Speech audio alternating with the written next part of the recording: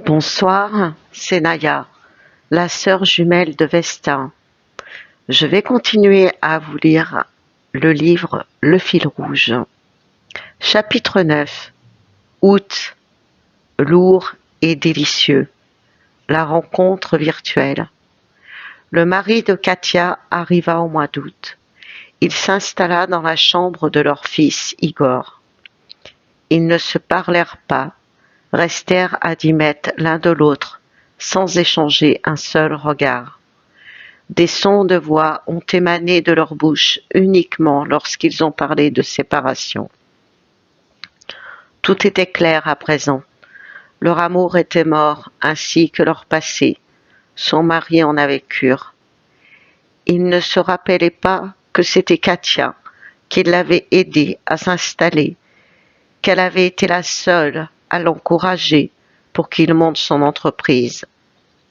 Il fit sa valise et partit dès le lendemain matin séjourner chez le frère de Katia pour bénéficier de vacances gratuites, car il était axé sur l'argent, uniquement sur l'argent.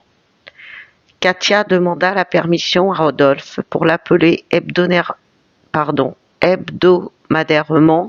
sur un jour donné, un horaire fixé, car ils avaient l'un envers l'autre de la déférence, du respect et de la bienveillance, et en cela rien ne changerait.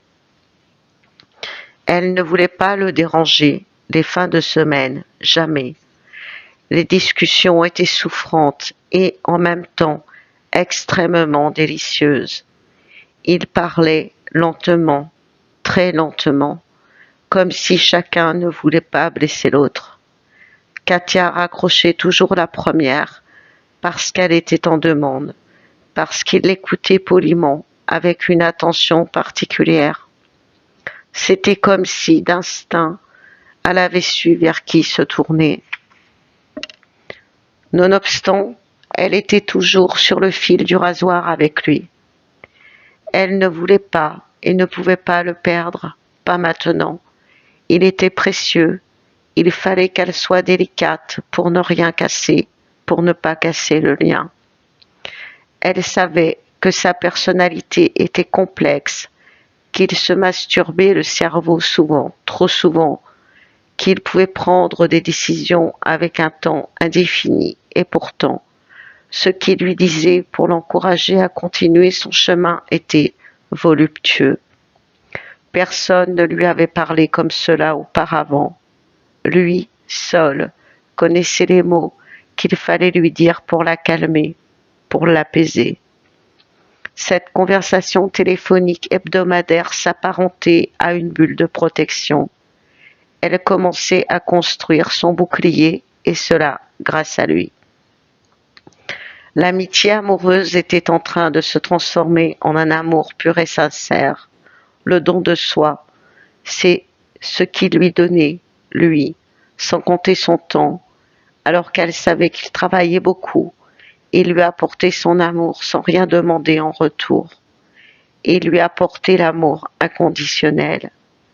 À partir de ce moment-là, elle savait que quoi qu'il se passe dans le futur, ensemble un temps où chacun faisant leur chemin, le lien fort et puissant qui les unissait, comme un fil relié de cœur à cœur, serait toujours là. Car on ne détruit pas les flammes jumelles, on les bloque, on les retarde, tout au plus. Le fil rouge. Rodolphe était devenu le fil rouge de sa vie, et elle prit conscience que cela durait depuis quelques années, inconsciemment, doucement, comme un nectar qui commençait à couler dans le sang de leurs veines. Ils avaient un lien karmique, et toutes les forces invasives de leur entourage ou non, qui voudraient détruire ce lien, allaient être frappées par la source. Ennui, maladie, etc. Le son vibratoire de la vie de Rodolphe inondait le corps de Katia pour atteindre son âme. Cela lui permettait de s'endormir paisiblement, sans une batterie d'anxiolytiques ou autre batterie de somnifères. L'âme de Rodolphe n'était pas à côté d'elle, elle était en elle. Il lui répétait au milieu de phrases anodines, le sempiternel, sois patiente. Katia avait beaucoup de vertus, mais pas celle-ci, et il le savait. Il savait que le chemin allait être long, très long, mais également des jolies phrases comme il faut que tu sois mieux qu'avant, juste pour lui montrer qu'elle ne se laisse pas aller et qu'elle reste toujours aussi jolie. Et elle s'y employa. Il la connaissait assez coquette quand elle sortait. Il ne fallait pas que cela change. Il avait raison. C'est ce que son jumeau lui montrait, continuer à avancer, malgré tout. Elle se fit injecter de l'acide hyaluronique dans ses rides. Elle prit rendez-vous pour se faire poser des fils tenseurs. Mensuellement, elle se rendait chez le coiffeur, en institut de beauté. Elle se fit poser du vernis semi-permanent. Elle essaya toutes les couleurs. Le brun ne lui convenait pas du tout. Il lui fallait des couleurs vives, irisées, même en hiver, pour prendre soin d'elle, pour continuer à être présentable, pour se sentir femme. Sans toi, je tombe, lui dit-elle. Tu le sais, ça? Oui, il en avait conscience. Et pour cause. Ce fut un épisode douloureux au niveau familial. Sa mère était complètement dans le déni, et ce n'était pas la douceur et la tendresse qui l'étouffaient. Son père, qui avait été dur avec Katia durant son enfance, la soutenait. Il souffrait pour sa fille. Dieu merci, il y en avait un pour sauver la mise. Son frère la bousculait, pensant qu'il fallait agir comme cela avec elle. Il ne croyait pas encore à la séparation. C'était étrange. C'était comme si seul Rodolphe la connaissait mieux que quiconque. Il était le seul être sur cette terre à pratiquer la tempérance, à être sage, car il lui disait les mots qu'elle devait entendre, et ce, sans jugement de sa part. C'était parfait, tout était parfait. Avec son aide, elle s'en sortirait. Avant, c'était elle qui disait « il faut, tu dois ». Aujourd'hui, c'était lui. Leur polarité avait changé. Il était devenu l'énergie yang, elle l'énergie yin. Elle écouta durant cette période une pléiade de morceaux de musique nostalgique, fit des prières, alluma des bougies et s'ouvrit à la spiritualité. Plus tard, il lui dira « Tu prends un chemin de plus en plus taoïste ». Il n'avait pas tort d'une certaine façon. Katia eut un premier rendez-vous avec son avocate mi-août pour un démarrage de dossier en septembre.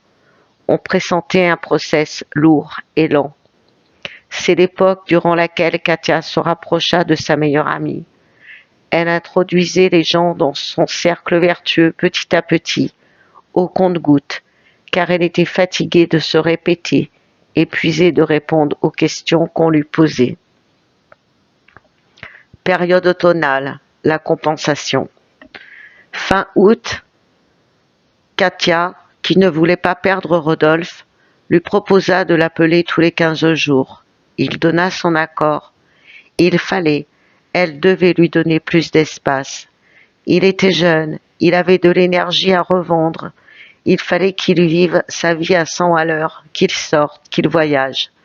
Elle allait mieux maintenant. Les premiers 15 jours furent douloureux. Elle jouait au baseball avec ses pantoufles dans sa maison le soir et fit des home runs. Elle avait de la chance de la voir. Il lui dit « J'avoue, je suis très impressionnée. Tu as résisté, c'est bien. » Voilà ce qu'il attendait, le contrôle de ses envies. L'univers lui faisait un beau cadeau, certes, mais elle savait qu'elle allait souffrir. Katia avait de l'intuition, beaucoup d'intuition. Il ne lui dira rien durant cette période, mais elle savait qu'il avait quelqu'un à ses côtés. Elle imaginait une fille blonde aux yeux verts. Quand elle était jeune, elle avait hésité entre son mari et un blond aux yeux verts.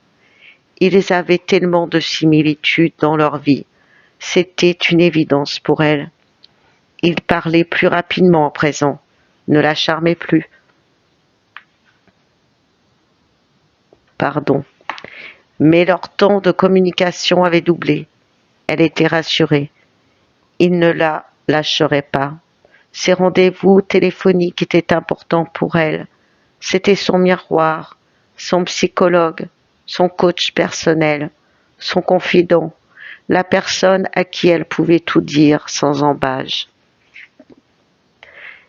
Elle lui faisait confiance, oui, elle faisait confiance à son meilleur ami comme à sa meilleure amie, plus encore, car il la connaissait davantage.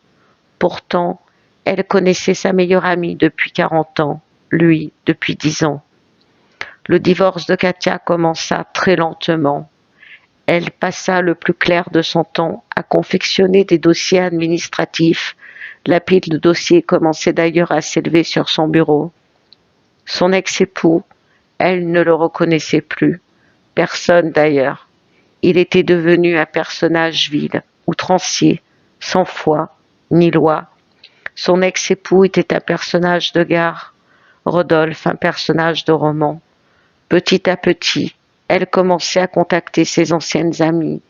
Elle était bien occupée la semaine avec les rendez-vous que lui prodiguait sa séparation. Médecin, psychologue, notaire, banque, avocat, discussion en famille. Katia prit des cours de recyclage de conduite. 5 cours furent suffisants. On lui en avait préconisé 10. Son frère Elias, qui désirait lui acheter ses vignes depuis des années, était enfin heureux de pouvoir contracter cette acquisition. Il avait été ralenti dans ses démarches par ses parents.